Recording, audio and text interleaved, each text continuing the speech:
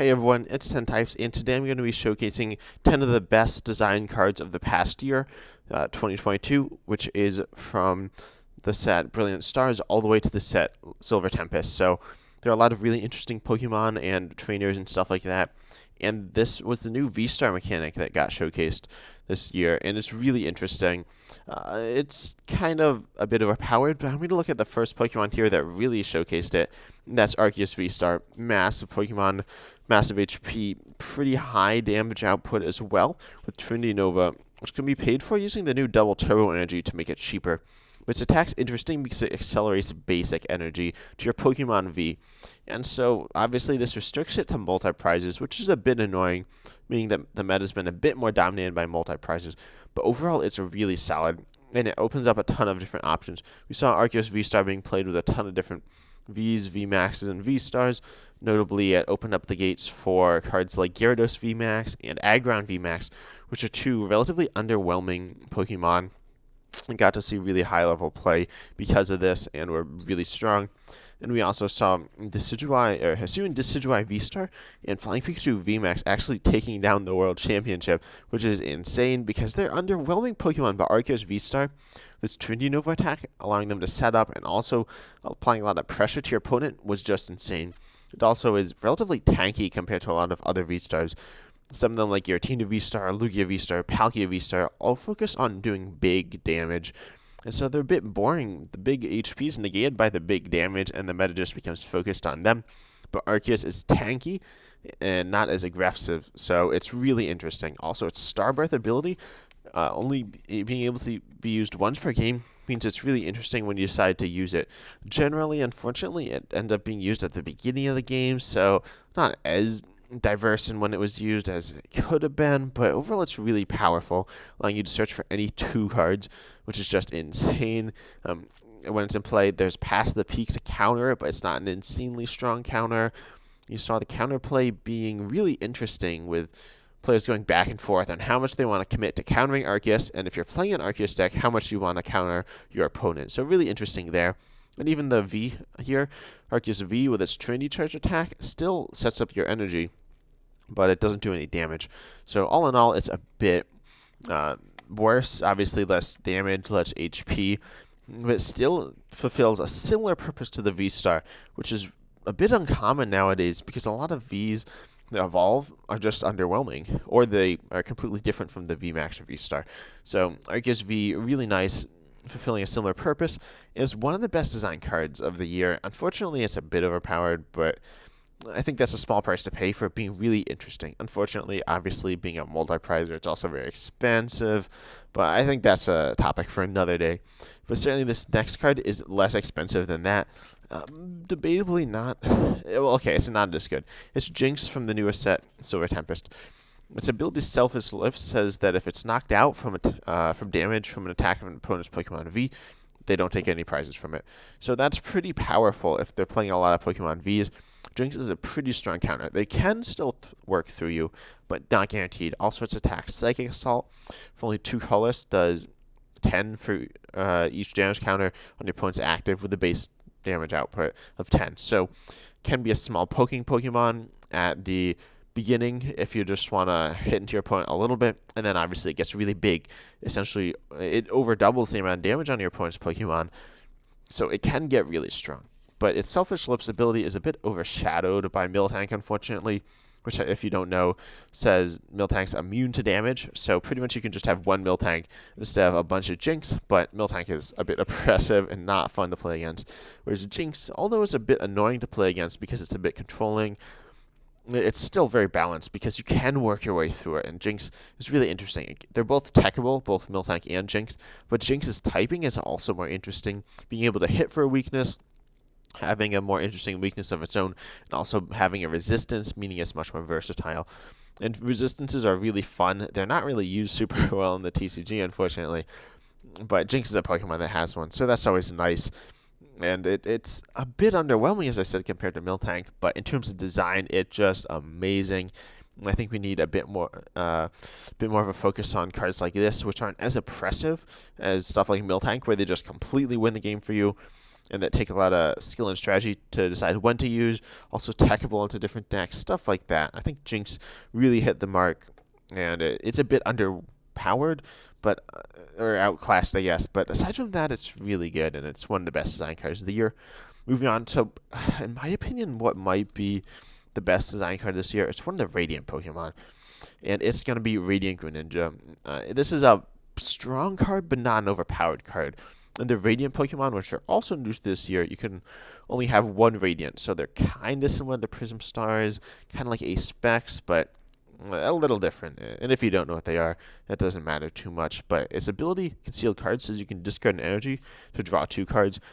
And you can only use this once per turn, but if you use Scoop Up Net or something like that, you can use it again. So it doesn't draw you a ton of cards, especially in one turn, but over the course of the game, it's a nice benefit. It's not overpowered. It shouldn't make the game for you, but missing it won't break the game for you either. So pretty balanced, nothing too crazy there. And it often sees play primarily for that ability, but also its attack Moonlight Shuriken, Water Colorless, but you also have to discard 2 energy from this Pokemon.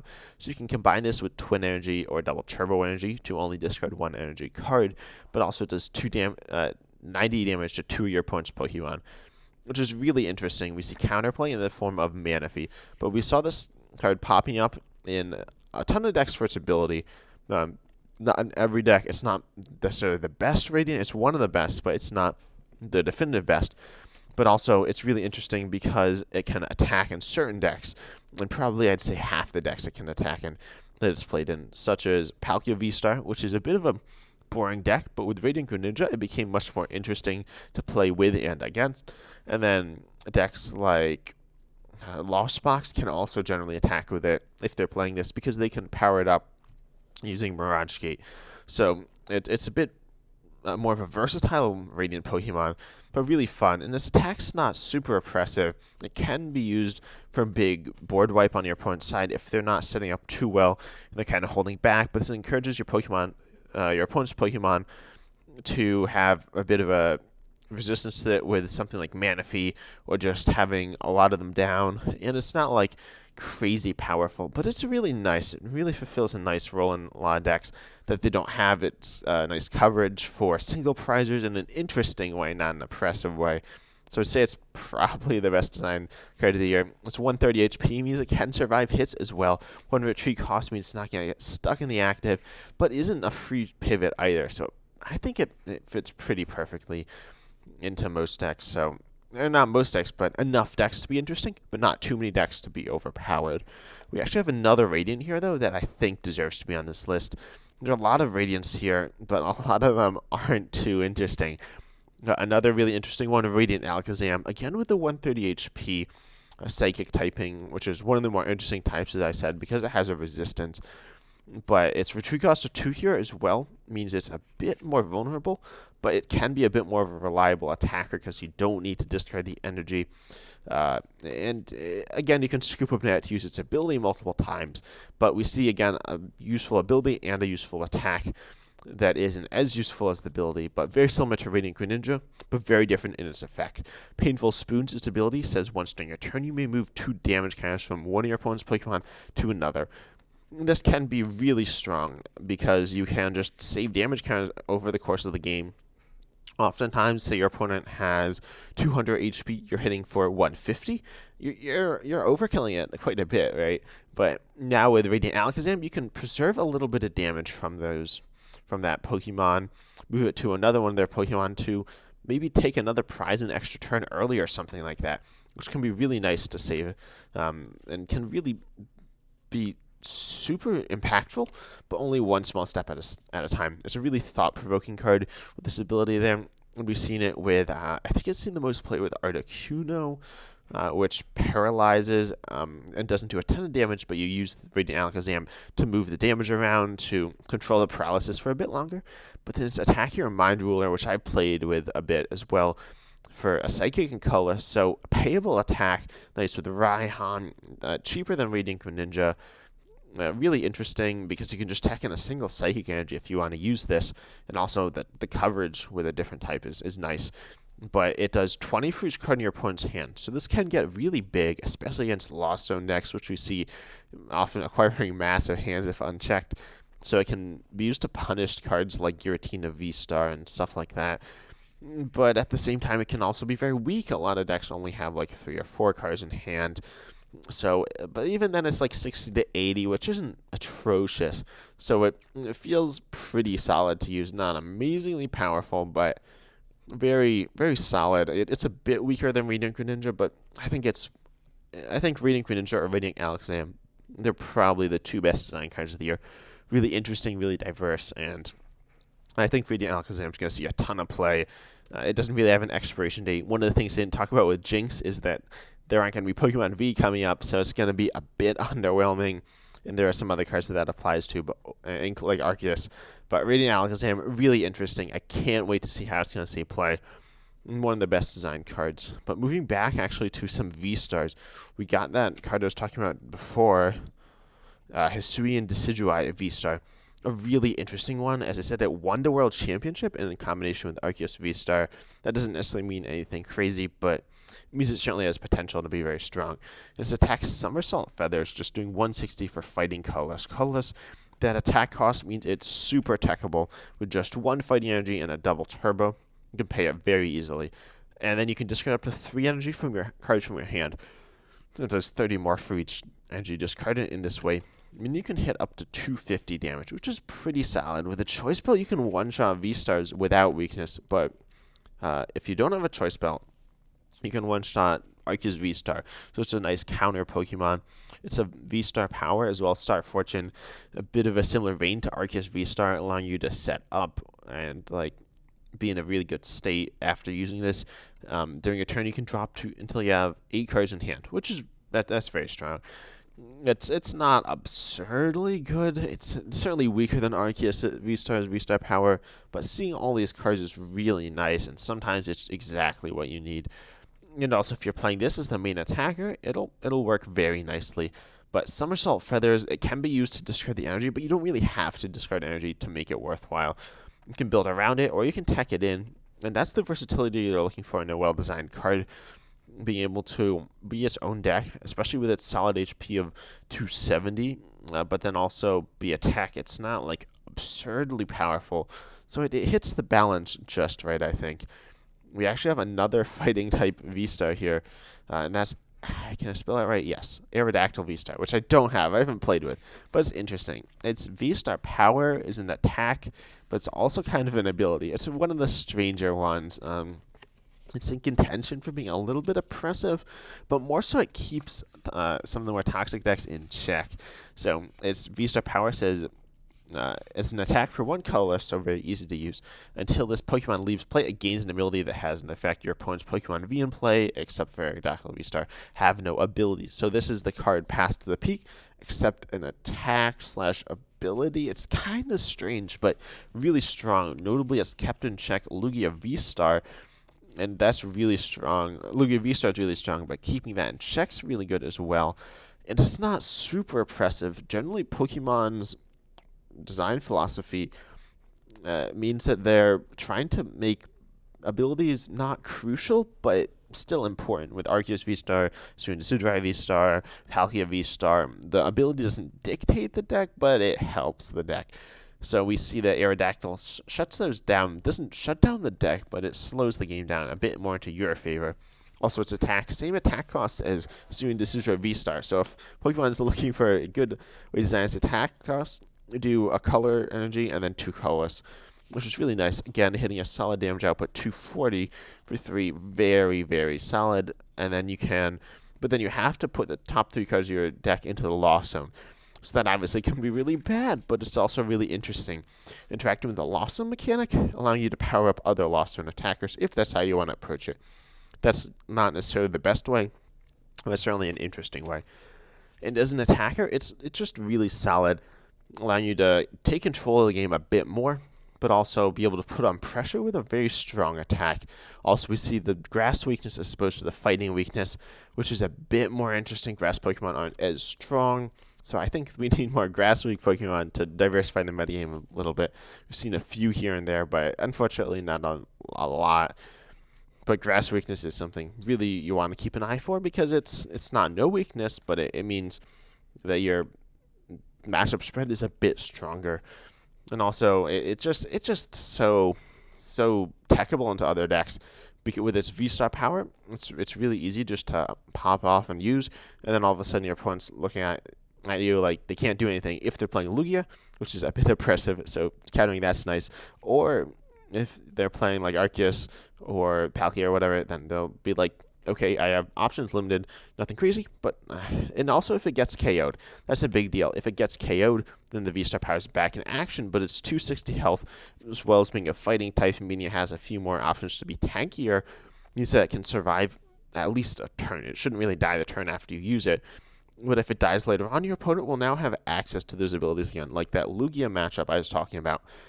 Once Aerodactyl uses its V-Star power, they can't set up like at all. But if they're able to KO this Aerodactyl, they're back into the game. And so that's what's so interesting, having all these interactions that are interesting, nothing crazy, but you want to have this back and forth, this balance. And I think Aerodactyl Vista accomplishes this really well. The last Pokemon actually that's on this list, I talked about a little bit earlier. Yeah, I spelled it right. Articuno. Its interesting attack, Wild Freeze, 70 damage for water, which is a bit awkward to pay, but you have stuff like Frostlass, Raihan, Frostmoth, and even Palkia V-Star, so it works. But this Pokemon does 50 damage to itself, and then it automatically paralyzes. So that's actually a lot to dive into. If it uses the attack 2 times, it only has 10 health remaining, which is horrible. That's so easy to KO with Galarian Zigzagoon, Teleon, just so many things. And also paralysis, while it's strong in this in the game, especially in the current meta without a ton of switch, your opponent can switch out of it, scoop up net. They can't retreat. They still have a solid amount of options, so it's not completely game breaking. 70 damage is really solid, can be buffed up, can also be reduced by certain things if that happens to you. But then it's really interesting. It's not like overpowered because you're just hitting for a minimal amount of damage, but getting the automatic paralysis is very strong. So you want to paralyze your opponent over and over, but you can't do that forever because you're just going to start KOing yourself after a few turns. So honestly, you might go down as fast as your opponent if they have something like an Arceus VStar or some other VStar, or even a single prizer. So Articuno here is going to struggle to be really good on its own, but then you have healing cards, notably Emergency Jelly, I think. I don't actually know if that's the name of the card, but there are a number of healing cards which work pretty well with this. As I said, the attack cost is much harder to pay than a lot of other attack costs as well, so you need to build around it, which makes sense, although you could tech it into water-based decks. So still that option to be teched into different decks, like Inteleon decks, pretty much any Inteleon engine deck, even a Lost Zone deck could tech it in. But you see that it's versatile, but it can be built around, and that's the perfect design. But moving on to the trainers here, they're actually all supporters. We haven't seen a ton of supporters this year. I'm going to talk about a first supporter, which is actually very strong. And there's Culver's Experiment. Look at the top 5 cards of your deck and put 3 of them into your hand, and then the others into the Lost Zone. So already this pretty much directly outclasses Hop, because you see 3 cards, or you see 5 cards, you draw 3. So it's draw 3, except with some control over the 3, because you see 5, so it's much stronger. However, there's obviously the downside of putting the other ones into the Lost Zone, so that scares a few decks away from it. So it's not directly better than Hop, but usually it is, which is about where you want to be. And then also it's really good with the Lost Zone package, which is really interesting. A bit of one of the more interesting packages to play, because you have this issue of balancing resources. You can't lose all your resources to the Lost Zone, or else you're going to lose. But you need to get some in there to power up your other Pokemon, to power up your Mirage Gate, to power up your Sableye, Giratina, stuff like that. So you want to call this Experiment. It only puts 2 in the Lost Zone as well, so it's not absurdly powerful for Lost Zone engine. It's really nice being able to have a solid supporter, not overpowered. You don't draw as many cards as Barney or Research, so it's not like amazingly strong. It's strong enough that it allows the Lost Zone engine to be quite good, which I think it's a really interesting engine, and I wanted to include one card at least that showcased it. And a lot of the Pokemon are a bit swingy in unfortunate ways.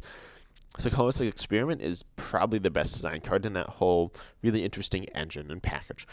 And then we also see the index. I think it's seen playing Duraludon VMAX, but not too many other decks that aren't Lost Zone decks. But it's really interesting because it It means that if you play lots of copies of the same card, it's really safe, because if you lose 1 or 2 copies to the loss zone, it's not the end of the world. But overall, it's really interesting. It's pretty balanced. It's strong, but not too strong. And that's kind of where I think trainers should be. They should be a bit toned up compared to Pokemon. Pokemon need to be very careful with balancing. But one strong trainer, especially like a moderately aggressive trainer, if it's a bit too strong, it's fine. But I don't think Colress's experiment's too strong. I think it's just right. And one of the better design cards of the year, in my opinion. Another really well-designed one from Silver Tempest this time is Serena. It's just so good, but so interesting as well. This is another one that gets hurt by the new set because we're not having Pokemon Vs, which is a bit of an issue, but I don't think we need to talk about it too much, to be honest. But it has 2 options, which is always interesting. A lot of the times the 2 options aren't very good, but in this case they're good enough. It says, option 1, discard up to 3 cards from your hand. If you do, draw until you have 5 cards in hand. This is like, I think the card Sightseer, except it's toned down a little bit. This card's not in standard, but comparing it to a standard card, it's pretty much like a weaker Professor's Research. Is it that much weaker? It's not that much, and you have a bit more control over your hand. But it's, overall, you'd rather play Research than just use that effect. On the other hand, you can just gust one of your opponent's Pokemon V, which is really good. You switch it from the bench to the active, and gusting Pokemon V is often a win condition. Even gusting single prizes is a win condition, which obviously Serena can't do. This is where the other aspect, it's like a boss's orders, except just a bit weaker, which is really important because it's just it's like a weaker version of Professor's Research and boss's orders. But those cards are both insanely good, and Serena covers them to a balanced extent. So Serena comes in very balanced, 2 solid options. And she's almost as good at both of them. She's weaker than Research, but in terms of boss, she's very close to as good as boss. So it comes in as probably as like an almost inclusion in every deck, but also you need to consider, do you want boss, Research, do you want Cole's Experiment, some of the other supporters? Money, stuff like that. And so Serena comes in as a consideration in every deck, but not necessarily an inclusion in every deck. So hits that perfect balance of just it's balanced. It's so fun as well, having options. A lot of cards don't have options, very linear. Serena a bit more versatile, which is really fun, and I think that's great card design. But moving on to the last card here, which is also quite strong, but I think it's really interesting, and it is Irida. I'll go to the one I have. And it says, search your deck for a water Pokemon and an item, reveal them, put in your hand, shuffle your deck. So that's pretty solid. This is the same as Karina, essentially, except instead of being fighting type, it's water type. But this is really versatile with the Inteleon engine, Lumineon V, and Palkia VStar, as well as Cramorant and Radiant Greninja. There are just so many solid and, in fact, very good water Pokemon. So she slots perfectly into those decks, but they're also cards that are versatile cards. So like Inteleon Engine can go with pretty much whatever you want it to be with. And even Pyukumuku with Irida is super solid. And just giving you a few more options with Irida. And then you search your deck for the essentially a draw 1, which is not great, but it's okay. Then item card. And the item card is amazing. Searching items is really hard. You can grab a Battle VIP Pass if you only play 1 of that. Now that's a valid option if you're going second. And encourages going second as well, because searching for Battle VIP Pass turn 1 is super solid. And it's really interesting. You can search for Pokemon search. You can search for obviously Pokemon itself. And you can do lots of weird combos. So overall, I'd say Irida's just really, really fun, well designed, and it combos really nicely with a lot of the cards in standard. It's maybe a bit too strong, and it's been expensive, unfortunately, for a little while. Not too expensive, but like more annoying, expensive than it should be. But overall, it's really well designed. But tell me what you think of this list. These weren't in any particular order either. Although, as I said, if I had to say, the best selling card is probably Radiant Greninja, followed by Radiant Alakazam. But overall, so many really interesting cards designed this year. I'd say some of the problematic ones are like Lugia and Palkia, but we don't talk about those. So many fun cards came out this year. So comment down below what you think of this list. Anything I missed? Anything that shouldn't be on here? But overall, I really enjoyed looking at these cards. They bring me so much joy. They're just the coolest cards. So as I said, comment down below your thoughts. If you enjoyed it, make sure to like the video. And if you want to see more on my channel, want to see more Pokemon stuff, want to see Marvel Snap stuff, whatever, subscribe. And as always, I'm excited to see you in the next video.